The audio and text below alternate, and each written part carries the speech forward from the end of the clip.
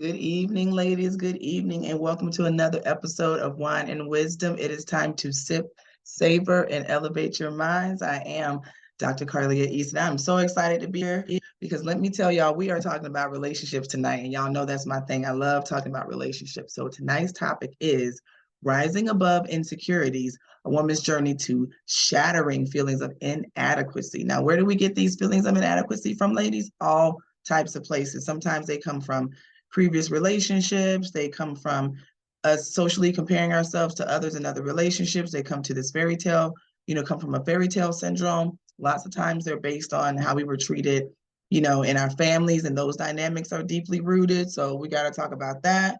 But let me tell you guys something. Women may not worry about being good enough for their partner, um, you know, every single minute of the day, but it is something that we evolve in. We have to be honest about that. We have to be honest about how we see ourselves physically, how we see our intelligence or our qualities, or making sure that we're meeting certain expectations or feminine expectations, that we may think our mate may want or we may want to exude. And so there are all these different types of stereotypes that we are kind of fighting against on a consistent basis.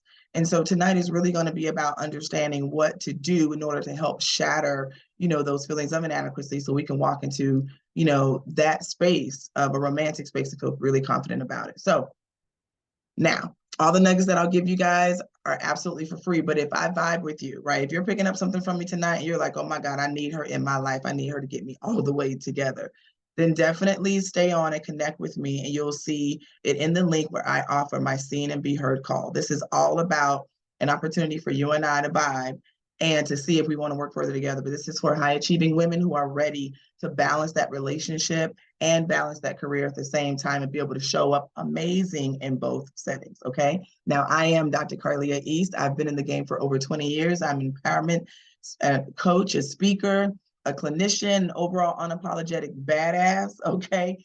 And I created Wine and Wisdom simply for that space for us to sip, savor, and elevate our minds. Because as ladies, we need opportunities to have a clear head and no bullshit, right? Hello, can I get an amen? Can I get an amen? Let's sip. Mm-hmm. And we gonna say, but hey. All right, so let's get into it. Let's talk about Grace. Now, Grace has been in a very loving relationship for a long time with Mark. They've been, having a good time, enjoying one another. Now, she's known for being super intelligent, creative, artistic. She thinks outside of the box. And so they have a lot of fun adventures together. They enjoy each other. And, even though they have such a great relationship, underneath it all, she has this deep-seated root of inadequacy. It's like every time she makes a move with him, she enjoys it, but about 5% of her questions whether she should have enjoyed it, whether something could have been better, whether she could have improved, if she messed up when she said something at dinner. Like there's this small little feeling of inadequacy there. Now, ladies, some of us feel that way, and it may not be every single time, but we got to be honest. Hello, I can raise my hand and be honest. Even being married, I've been hanging out with my husband and wanted things to be great, but yet there were some insecurities that I had within myself, that were fluttering into how I felt about the conversation or how I felt about how we engage with one another. And so that's a real thing. Now, Grace's fear is absolutely rooted in her childhood. Growing up, she often felt that she had to meet high standards of her family and high standards of her expectation, whether she was the first to do this or whether it was just the standard, right? And some of us have those dynamics where we're either the first to be something in our families, and so there's a pressure for that, or there's just a straight across the board standard, right? Non-negotiable.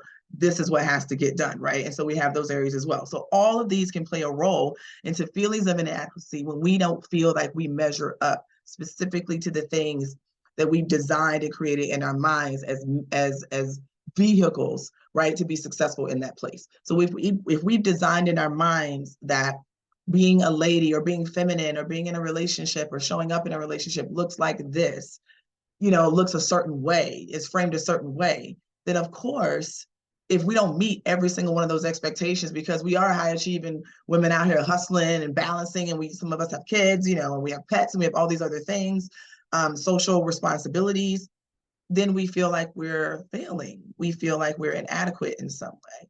And that is, a mental thing for us. So we feel like we begin to fall short, just like Grace. She started feeling like she was falling short of the relationship that she, wasn't really giving her all into it, and it made her feel insecure about the relationship. Now, she knew Mark loved her.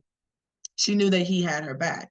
But at the same time, it didn't fill that void of worthiness that was, there, or worthlessness that was there, rather. It didn't fill that void for her. And so it was something that she constantly grappled with. And as you guys know, when we grapple with things as women, it eventually bleeds over into our relationships. Can I get a hell yeah? Hell yeah. All right. So y'all ready for the wisdom? Let me tell y'all something. The frustrating thing about this whole scenario is that it's great to know that someone loves you. Like, it's an amazing feeling to know that you are loved and that reciprocity is there. But at the same time, you need to also be able to govern yourself and not define yourself by that love, because you are an individual person. And so all that love is great. It's an extra bonus, right, of being in that dynamic. It's not the absolute value of who you are and how you gather yourself. And loving you also means loving everything about you, right? Even the parts that are inadequate. So that security sometimes can lead to you, wanting to maybe manipulate areas in your life that you shouldn't be doing. Okay. So what do we need to do, ladies? Y'all ready? Security is something that you have to value within yourself. Security is not something that you look for in someone else. It is something that is within. Security is within. Do y'all hear me? That's the nugget. That security and that peace has to be okay with where you are. Now, if there are things about you that you are insecure about, you need to get to the root of where that stems from. Hold those individuals accountable, or that experience accountable.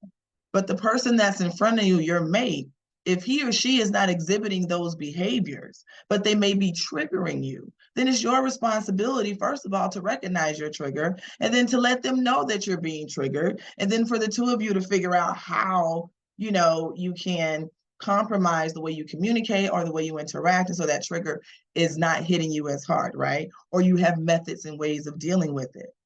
But your security has to come within.